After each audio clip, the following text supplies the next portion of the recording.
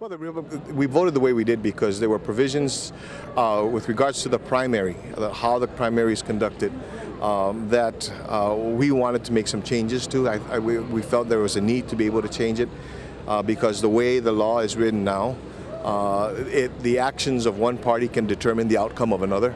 Republican Minority Leader Senator Frank Blas Jr. is referring to a section of Guam's election laws that require candidates running in the primary election receive 4% of the total number of votes cast in both parties' primaries, or 1,500 votes, whichever one is less.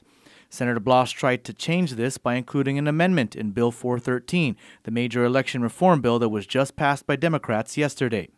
His amendment was shot down, and Senator Blas says it makes it more difficult for Republicans to advance to the general election because it counts all votes cast, including those cast on the Democrat side of the ticket. 1,499 people could vote for me. I could be the only candidate on the Republican slate, on the side of the slate, for this. But if I don't make that requisite number, I don't advance to the general. The Republicans argue that the primary election is for the parties to decide, and thus a candidate should only have to get 4% of votes cast in their party's primary election. However, Senator Rory Respicio says that the Republicans changed the election laws in 2006 when they had control of the legislature, so that if a party does not have enough candidates running, they don't need to have a primary election. This is actually what happened in 2006 when Republicans did not have more than 15 candidates running for the legislature. Since they didn't have to worry about voting for Republicans, Respicio says this allowed Republican voters to vote in the Democratic primary election, affecting the outcome of the gubernatorial race.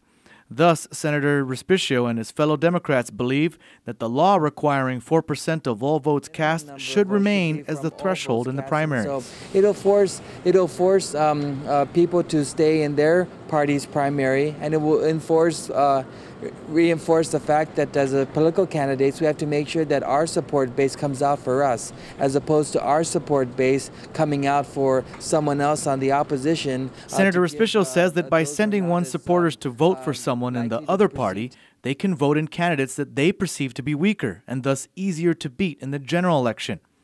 Although the bill was passed by the Democrat majority, Democrats hope that Governor Calvo will sign it into law. 99% of the recommendations came from the Election Commission itself, because they were mandated by an earlier law to come up with recommendations to revise the current Guam election code in order to avoid the problems that were incurred in the last election.